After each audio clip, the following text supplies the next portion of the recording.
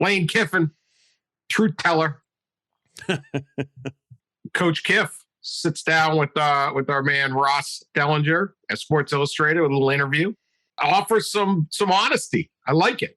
Lane is very honest. He's like, look, I said from the beginning, players should get paid. They do the work. Why that should be limited to a scholarships check, I disagree with. And they shouldn't be paid all equal. That's not what happens in the real world. Why do the best players get paid the same as the worst players? That's not real life. You take a 17-year-old who a lot of them don't come from money and family doesn't, and their family doesn't come from money. If any person tells you their NIL is not the number one thing, take 100 of them and ask the number one thing that's going to make the decision. It's not the size of the stadium, not the head coach, not the campus or conference. The number one thing will be money.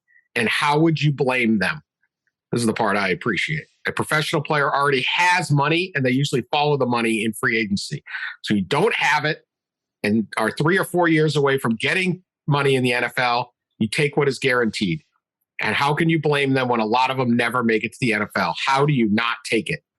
Yeah. What Kiffin is basically saying is that NIL has replaced the college. It's augmented the college scholarship and the chance for a free education as what you go for. Because, as he said, most of them aren't going to get to the NFL. And the thing used to be, well, that's why you need your education, to fall back on that. Well, that's also maybe why you need the NIL money and why you take the NIL money and why the NIL money, even if it's not truly NIL money, pay for play, recruiting inducement, whatever you want to call it, is an important part of making your decision because there's no guarantee. I mean, maybe there's a few people that you can look at and say they are absolutely in 3 or 4 years going to be NFL millionaires.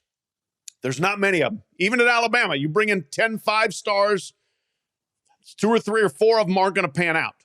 So 4 stars, it increases. 3 stars, obviously more than that. So, yeah, it's part of the real world. It's here. It's now. It's not going away.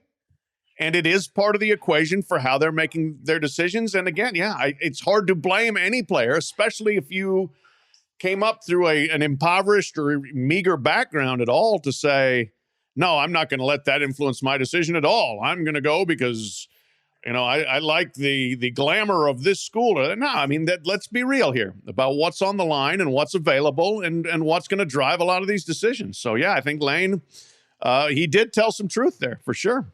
Yeah, and the scholarship and the education are presumably still there.